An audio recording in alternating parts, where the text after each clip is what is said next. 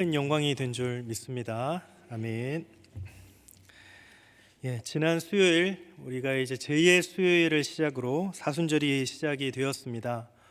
금년 사순절은 3월 2일부터 시작해서 부활절 전날인 4월 16일까지입니다. 이 기간이 46일인데 주일은 작은 부활절이라고 해서 제외하고 전체 40일 동안 사순절을 지키게 됩니다. 사순절이란 한마디로 말하면 부활절을 준비하는 기간이다라고 말할 수가 있겠습니다. 부활절, 즉 빛으로 가기 위한 하나의 어두움이라는 장치라고 할 수 있습니다. 그리스도의 고난을 묵상하고 그 고난에 동참하면서 부활의 기쁨과 감사를 더욱 풍성하게 체험하기 위한 절기인 것입니다. 구체적으로 참회와 비움, 그리고 고행이나 금식을 통해서 그리스도의 고난을 묵상하고 체험하는 영적 훈련의 그런 시간을 말하는 것이죠. 사실 사순절은 성경에 나와 있는 절기는 아닙니다. 그리고 로마 천주교가 철저하게 지켜온 데 비해 종교 개혁자들은 철저하게 지키도록 가르치지 않았습니다. 그래서 개신교는 이 사순절을 소홀하게 여겨온 점이 있습니다.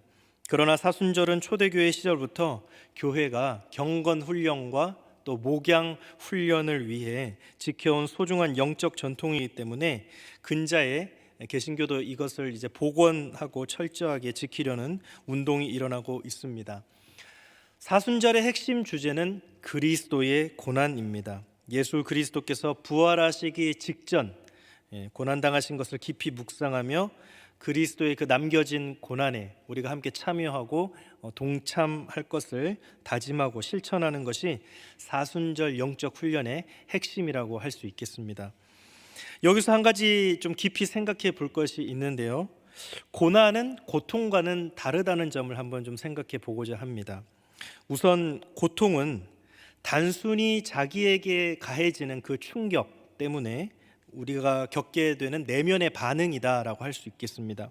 예를 들어 사람들이 질병으로 육체의 고통을 겪게 되지요. 또 우리는 마음의 연약함 때문에 힘겨운 시간을 고통으로 보낼 때가 있지요. 또 이별할 때 마음에 가해지는 슬픔 때문에 고통을 겪습니다. 그것에 비해서 고난은 고통을 겪되 목적이 있다는 점이 다르다라고 할 수 있습니다. 어머니가 아기를 키울 때, 자녀를 양육할 때 고통을 겪을 때 그 고통은 고난이 되는 것입니다.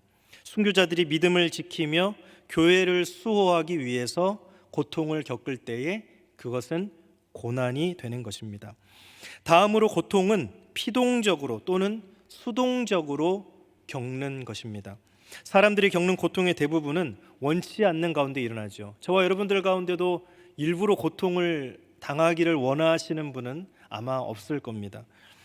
그리고 고통은 피할 수 없기 때문에 어쩔 수 없이 겪게 됩니다.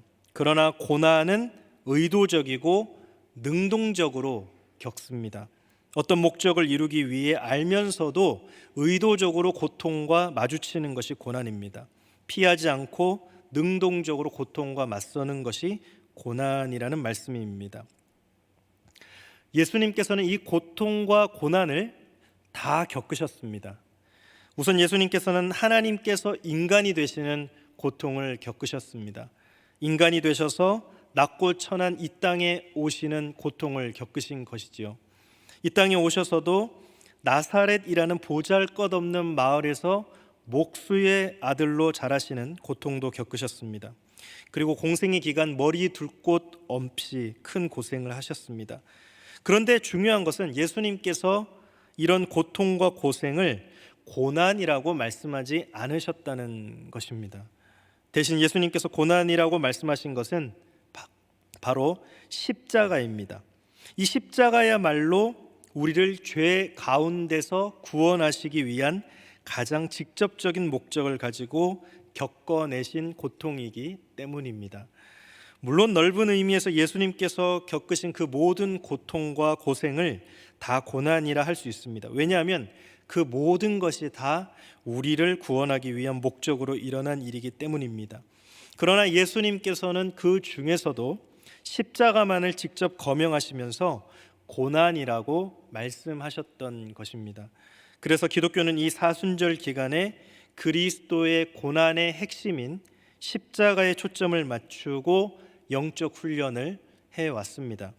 우리도 이 사순절 기간에 우리 주님의 십자가에 초점을 맞추고 영적 훈련을 해야 하겠습니다. 오늘 본문 말씀은 예수 그리스도의 고난에 대한 말씀입니다. 예수 그리스도의 고난을 직접 곁에서 지켜보았던 그 사도 베드로가 예수 그리스도의 고난이 무엇인가를 깊이 있게 설명하고 있는 말씀입니다. 우리는 이 말씀 중에서 특히 21절을 주목해서 좀 보려고 합니다. 이를 위하여 너희가 부르심을 받았으니 그리스도도 너희를 위하여 고난을 받으사 너희에게 본을 끼쳐 그 자취를 따라오게 하려 하셨느니라. 아멘. 이 말씀은 한마디로 예수 그리스도의 고난은 우리를 위한 것이다 라는 것을 강조해 줍니다. 이 말씀에서 우리는 우리 신앙에서 결정적으로 중요한 부분을 깨닫게 되죠. 하나는 예수 그리스도께서 우리를 구원하시기 위해 고난을 당하셨다는 것이고, 다른 하나는 예수 그리스도께서 우리에게 본을 보이시기 위해 고난을 당하셨다는 것입니다. 다시 말해서 그리스도의 고난이 하나는 우리를 구원하시기 위함이고, 하나는 우리를 구원받은 사람으로 살게 하려 위함이라는 것입니다. 먼저 예수님께서는 우리를 구원하시기 위해 고난을 받으셨다라는 것을 한번 살펴보고자 합니다. 21절에서 앞에서 그리스도도 너희를 위하여 고난을 받으사라고 말씀을 했는데요, 예수님께서 우리를 위해 고난을 당하셨다는 것입니다. 특히 24절에 보니까 이렇게 말씀합니다. 친히 나무에 달려 그 몸으로 우리 죄를 담당하셨으니 이는 우리로 죄에 대하여 죽고 의에 대하여 살게 하려 하심이라.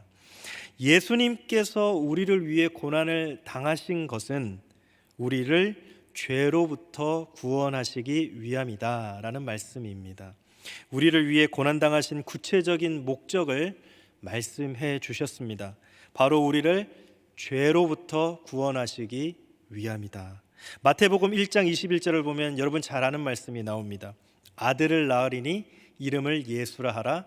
이는 그가 자기 백성을 그들의 죄에서 구원할 자이심이라. 천사가 요셉에게 전한 하나님의 말씀입니다. 마리아가 아들을 낳을 텐데 그 이름을 예수라고 지으라고 하셨습니다. 그리고 예수라고 이름을 지어야 할 이유를 말씀해 주신 것이죠. 바로 예수님께서 자기 백성을 그들의 죄에서 구원하실 것이기 때문이라고 하셨습니다. 그렇습니다. 하나님께서 이 세상에 유일하신 아들 예수 그리스도를 보내신 가장 중요한 이유는 바로 자기 백성들을 죄로부터 구원하시도록 하기 위함입니다. 그리고 예수님께서는 십자가 고난을 통해서 하나님의 이 뜻을 이루어 드리신 것입니다. 바로 십자가 고난을 통해서 우리를 죄로부터 구원해 내신 것입니다. 1992년에 미국의 대통령 선거가 있었는데요, 당시에 조지 부시 대통령과 민주당의 빌 클린턴이 맞붙었습니다. 당시 예측 불허의 접전 양상이었습니다. 우리나라도 이제 며칠 후에 지금 벌써 사전 선거를 하고 20대 대통령 선거가 시작되었는데, 그러던 중에 빌 클린턴을 당선시킨 결정적인 무기가 나타났습니다. 그것이 바로 그 클린턴이 내세웠던 슬로건이었습니다. 바보야, 문제는 경제야 라는 슬로건이었습니다. 실제로 가장 문제의 핵심은 경제인데 그동안 그것을 모르고 엉뚱한 곳에 힘을 쏟아왔다라는 것입니다. 이것이 빌 클린턴이 내세운 슬로건이었습니다. 이것이 주요했습니다. 그래서 클린턴이 압도적으로 당선됐습니다. 성경이 지적하시고 강조하시는 것이 이것입니다. 바보야, 문제는 죄야 라는 것입니다. 사람들은 자기들에게 문제는 돈이고 건강이고 자녀들이고 때로는 사랑이라고 생각합니다. 그래서 그 문제들에 온통 집중하며 살아갑니다. 그런데 성경은 번지수를 잘못 짚었다, 잘못 찾았다라고 말씀하는 것이죠. 문제의 핵심은 다름 아닌 죄라는 것입니다. 그렇습니다. 우리에게 가장 문제가 되는 것은 죄입니다. 아직 예수를 믿지 않았을 때도 가장 문제가 되고 시급한 것은 죄였고, 예수 믿고 난 뒤에도 여전히 죄는 우리에게 중요한 문제입니다. 죄는 우리를 하나님 앞으로 나가지 못하게 하는 주범이고, 또 하나님 앞에 서 있는 사람들로 하여금 하나님으로부터 멀어지게 만드는 주범이기 때문입니다. 그러면 도대체 죄는 무엇일까요? 우선 성경이 말씀하고 있는 죄는 단순히 어떤 행위를 저질렀느냐의 문제가 아닙니다. 다시 말해서 법을 어기는 어떤 행위를 했느냐의 문제가 아니라는 말씀이지요. 다음으로 성경이 말씀하고 있는 죄는 어떤 사람인가 하는 문제도 아닙니다. 다시 말해서 그 사람이 얼마나 악한 사람인가 하는 문제가 아니라는 말씀입니다. 성경이 말씀하고 있는 죄는 바로 관계의 문제입니다. 성경이 말씀하고 있는 죄란 하나님과의 관계가 잘못된 것을 말합니다. 우선 하나님과의 관계가 아예 단절된 상태를 말합니다. 하나님의 존재를 믿지 않습니다. 그러니 하나님을 두려워할 줄도 모릅니다. 그래서 제멋대로 살면서 죄를 밥 먹듯이 저지르게 되는 것입니다.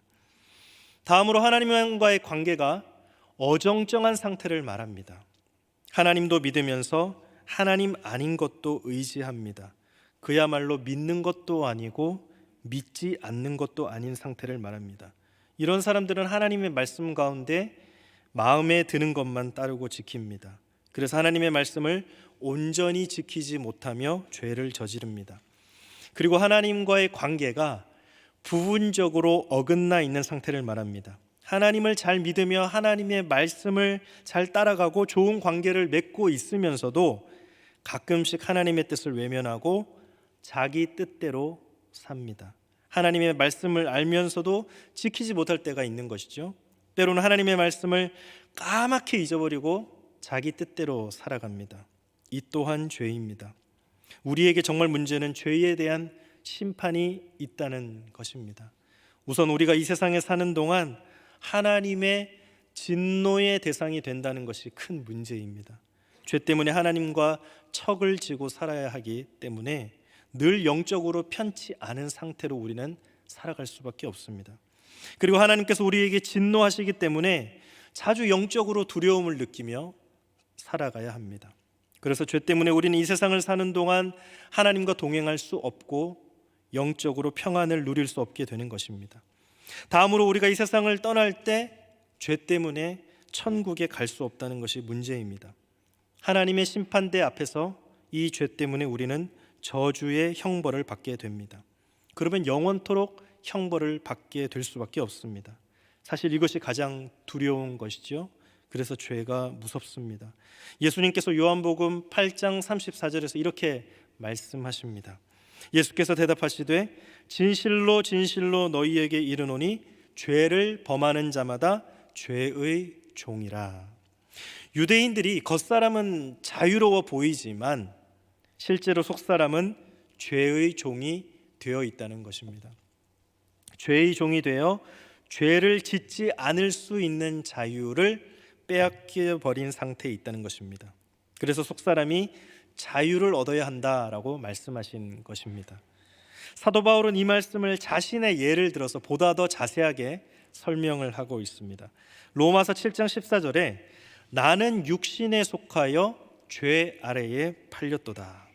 바울은 요셉이 애굽의 노예로 팔려갔듯이 자신이 죄의 노예가 되어버렸다라는 그런 고백을 하고 있습니다. 그리고 로마서 7장 19절에서 20절을 보면 이렇게 말씀하죠. 내가 원하는 바 선은 행하지 아니하고 도리어 원하지 아니하는 바 악을 행하는도다. 만일 내가 원하지 아니하는 그것을 하면 이를 행하는 자는 내가 아니요 내 속에 거하는 죄니라. 자신에게는 악을 행하지 않을 자유, 그리고 적극적으로 선을 행할 자유가 없다는 것입니다. 죄에 얽매여서 자기는 죄를 지을 자유밖에는 없다는 것입니다.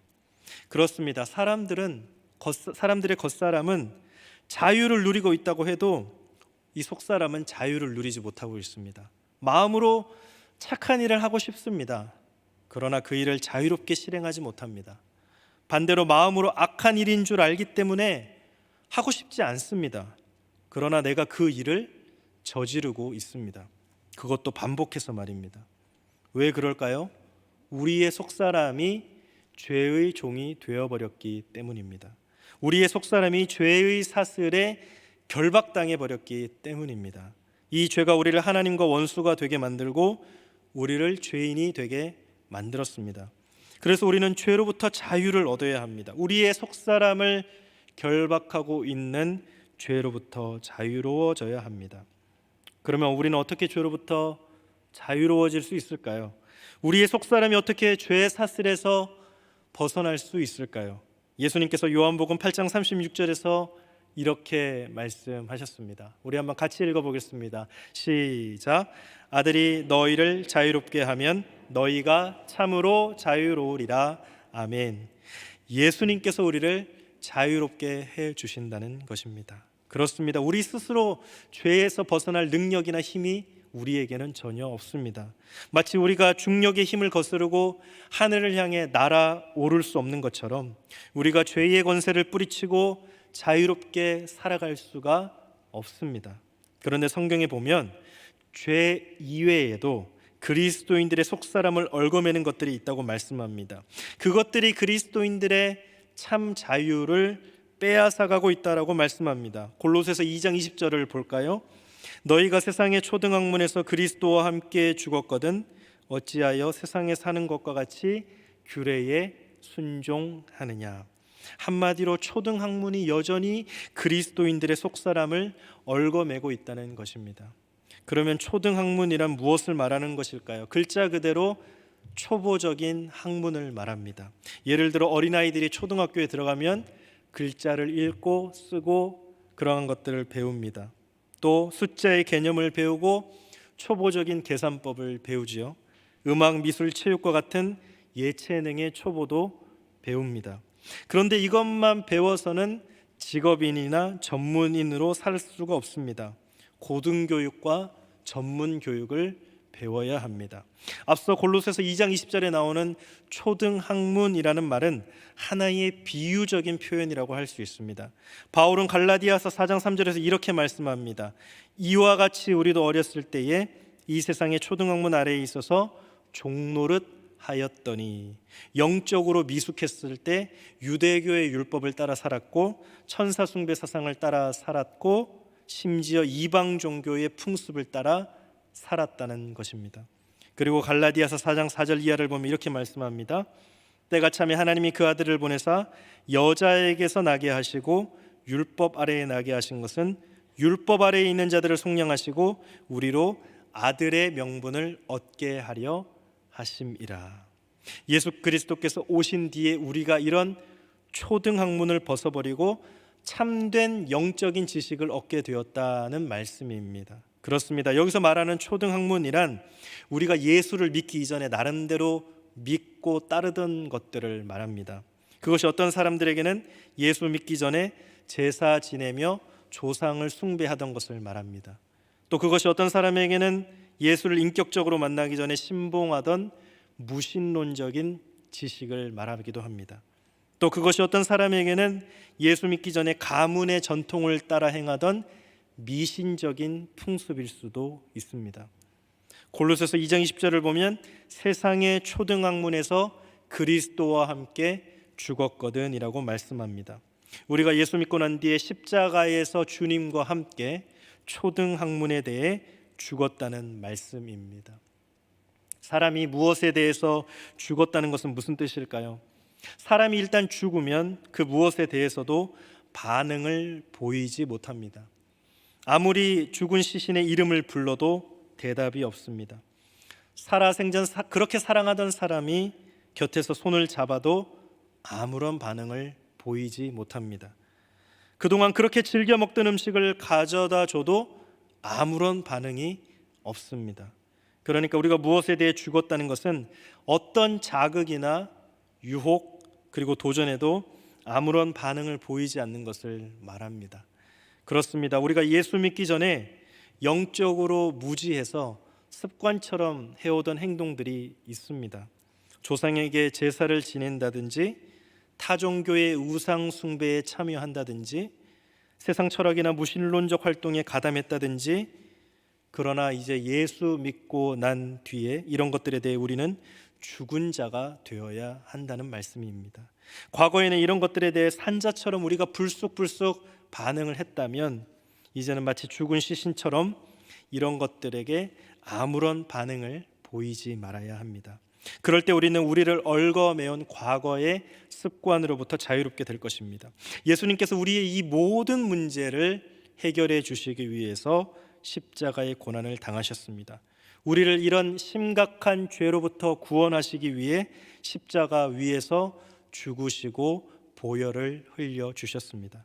우리가 주님의 십자가 앞에 우리의 모든 죄를 내려놓고 회개할 때 죄사함을 받고 우리가 죄로부터 참 자유를 얻게 되는 것입니다.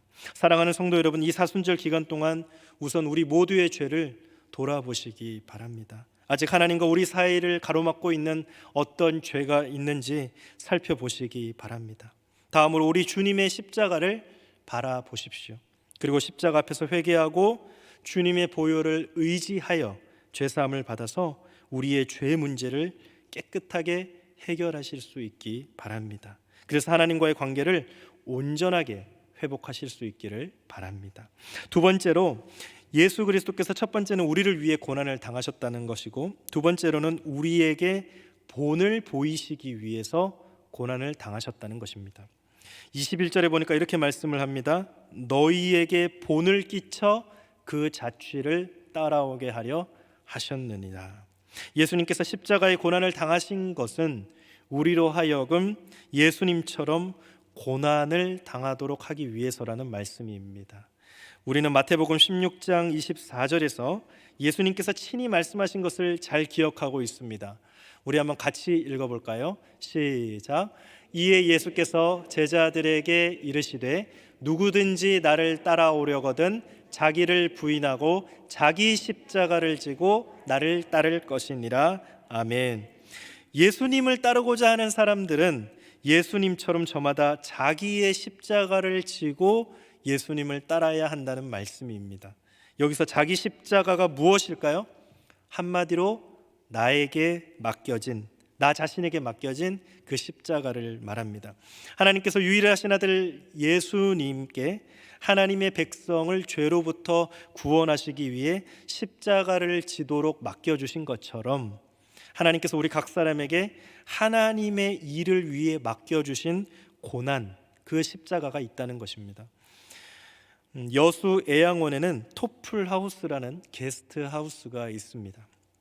1959년 10월 1일부터 1981년 5월 30일까지 애양병원 10대 원장으로 헌신하신 미국인 선교사 스탠리 토플을 기념하기 위해 붙여진 이름이 그 토플하우스입니다. 토플 선교사가 이 병원의 원장으로 오게 된 것을 알게 됐습니다. 이분은 미국 애틀란타에 있는 에모리 대학교 의과대학을 졸업하신 분인데, 이 대학은 미국에서도 손꼽히는 명문 대학이고 그 의과대학도 아주 유명한 대학입니다. 세계적으로 유명합니다. 이분이 대학 졸업반 때 학교 신문에 난 기사를 접하게 되었습니다. 당시 이름도 생소한 한국의 나병 환자를 치료하는 애양병원이라는 곳에서 의사를 구한다는 광고였습니다. 당시 켈리 웅어 원장의 후임을 구한다는 광고였죠. 이 광고 기사가 이분의 마음속에 강력한 울림이 되었습니다. 기도할 때마다 이 병원을 위해 기도하게 되고 자기의 진로를 생각할 때마다 이 병원이 떠오릅니다. 이분은 한국이라는 나라에 가서 이 병원에서 나병 환자를 치료하는 일로 하나님께서 자기를 불렀다라고 확신하게 됐습니다. 그런데 문제가 생겼습니다. 가족들과 부모님들이 반대합니다. 인류대학 의과 공부를 시키고 부유하게 잘 사는 모습을 보고 싶어 했던 가족들은 동의할 수가 없었던 것입니다. 더 큰 문제는 약혼자였습니다. 그의 이야기를 들은 약혼자는 동의할 수가 없었습니다. 그리고 계속해서 고집을 부린다면 자기는 헤어질 수밖에 없다라고 이렇게 선언을 합니다. 이분은 가족들의 반대와 약혼녀의 선언을 듣고 하나님 앞에 섰습니다. 간절히 하나님의 뜻을 구했습니다. 그러나 하나님께서 더욱 한국으로 가고자 하는 그 강력한 마음을 그에게 부어주셨습니다. 기도 중에 이분은 이것이 자기에게 맡겨진 십자가라는 사실을 깨닫게 되었습니다. 그래서 가족의 반대와 약혼녀와의 파혼을 무릅쓰고 한국으로 오게 되었습니다. 그리고 당시 오지인 한국의 여수 애양원에서 20년 넘는 긴 세월을 보내며 헌신하게 되었던 것입니다. 그렇습니다. 하나님께서는 우리 저마다에게 자기가 지고 갈 십자가를 맡겨주셨습니다. 때로는 그것이 교회 안에서 져야 할 십자가일 수 있습니다. 교회 안에서 고생스럽고 힘들고 어려운 일이어서 맡기가 어려운 일이지만 우리에게 맡겨주실 수 있습니다. 때로는 그것이 누군가의 영혼을 주께로 인도하는 일일 수 있습니다. 그 사람을 구원하시기 위해 다른 사람이 아닌 바로 우리에게 가서 복음을 전하라고 부탁하신 일일 수 있습니다. 때로는 세상 한복판에서 하나님의 뜻을 실천하는 일을 우리에게 맡겨주실 수 있습니다. 박해를 견디며 고난을 무릅쓰고 감당해내야 하는 일을 우리에게 맡겨주신 일일 수 있습니다. 사람들이 걷는 길에는 두 가지 길이 있다고 합니다. 하나는 가고 싶은 길이고 다른 하나는 가야 할 길입니다. 가고 싶은 길은 누가 가라고 하지 않아도 가려고 누구나 다 애씁니다. 심지어 누군가가 말리고 가면 안 된다고 해도 가려고 애를 씁니다. 그러나 가야 할 길은 잘 가려고 하지 않습니다. 누군가 가야 한다고 해도 잘 가려고 하지 않습니다. 요한복음 21장 18절을 보면 예수님께서 베드로에게 이렇게 말씀하셨습니다. 내가 진실로 진실로 내게 이르노니 내가 젊어서는 스스로 띠띠고 원하는 곳으로 다녔거니와 늙어서는 내 팔을 벌리리니 남이 내게 띠띠우고 원하지 아니하는 곳으로 데려가리라. 젊어서는 가고 싶은 길을 걸었지만 늙어서는 가야 할 길을 걷게 될 것이라는 말씀입니다. 그렇습니다. 우리 그리스도인들은 가고 싶은 길만 가는 사람들이어서는 안 됩니다. 가야 할 길을 가야 하는 사람들입니다. 여기서 가야 할 길은 복음을 전하는 길이고 예수 그리스도의 증인으로 사는 길입니다. 그렇다면 아무리 어려운 일이라 할지라도 주님께서 나에게 맡겨주신 그 일, 그 십자가를 고난과 박해 가운데서도 묵묵히 져야 할 것입니다. 얼마 전에 EBS TV가 방영한 길 위의 천사라는 그 짤막한 다큐 프로그램을 본 적이 있습니다. 중국 오지에 살고 있는 묘족이라는 종족에게 우편물을 전하는 창린창이라는 우편 배달부의 이야기를 다루는 프로그램이었습니다. 이분은 산간벽지에 있는 묘족 마을 23곳에 우편물을 배달하는데 이 마을들은 노새나 나귀로도 갈 수가 없는 99곡이라 불리는 길을 오르내려야 갈 수 있는 오지 중에 오지입니다. 여름에는 길이 막 비 때문에 사라지기도 하고 폭우가 쏟아지면 길이 끊겨서 가기가 힘든 그런 곳입니다. 그곳을 60kg이 넘는 우편물을 어깨에 짊어지고 걸어서 혼자인 몸으로 걸어서 우편물을 배달합니다. 남편이 우편 배달을 하면서 혼자 농사를 져야 하는 아내가 그만하라고 만류를 합니다. 한 번은 고갯길을 넘다가 넘어져서 이가 부러지고 사고를 당했는데 정말 그만두라고 해도 상처가 아물면 또 길을 나서는 남편을 말릴 수가 없어서 기도만 하고 있다고 합니다. 이 창린창은 자기가 가지 않으면 가족의 좋은 소식을 전해드릴 수 없는 오지 마을의 어머니 같은 할머니들 생각에 오늘도 주저할 수가 없다고 합니다. 자기가 가지 않으면 신문도 약품도 그리고 선물도 생필품도 받을 수 없는 마을 사람들 생각에 오늘도 길을 나선다고 합니다. 그렇습니다. 이 창린창이야말로 가고 싶은 길을 가는 사람이 아니라 가야 할 길을 가는 사람입니다. 사랑하는 여러분, 우리가 가야 할 길을 가야 하겠습니다. 가야 할 길이 있는 것을 알고도 가고 싶은 길만 고집해서는 안 되겠습니다. 예수님께서는 우리에게 가야 할 길이 있다고 말씀하시고 예수님께서는 우리에게 져야 할 십자가가 있다라고 말씀하고 있습니다. 우리 저마다에게 자기가 지고 갈 십자가, 우리가 이제 이 십자가를 이 사순절 기간 주님이 가신 길을 따라가며 묵묵히 져야 하겠습니다. 이 사순절 기간에 우리에게 맡겨주신 십자가를 다시 한번 깊이 생각해 보시기 바랍니다. 혹시 우리는 하나님께서 우리에게 맡겨주신 십자가를 외면해 버리지 않았는지, 맡겨주신 십자가를 지고 가다가 지금 내려놓고 있는 것은 아닌지, 아니면 아예 우리에게 맡겨주신 십자가가 있는지조차 생각도 못하고 살고 있었는지 한번 돌아보시기 바랍니다.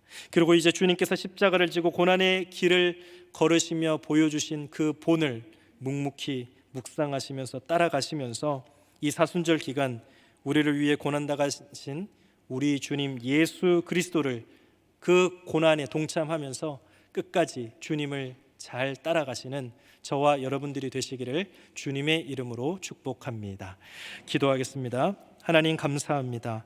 우리 주님께서 우리를 위해 고난을 당하시고 본을 보이시기 위해 고난을 당하시며 우리에게 십자가를 지고 나를 따라올 수 있겠느냐, 그 십자가를 지고 고난에 동참할 수 있겠느냐, 끝까지 따라올 수 있겠느냐 말씀하십니다. 주님, 이 사순절 기간 남은 주님의 고난에 동참하며 묵묵히 이 길을 걸어가겠다고, 주님의 나에게 맡겨진 십자가를 고난 가운데 잘 지겠다고 다짐하며 죄를 회개하며 우리 주님을 잘 따라갈 수 있도록 도와주시고 인도하여 주옵소서. 이 모든 말씀 예수님의 이름으로 기도드립니다. 아멘.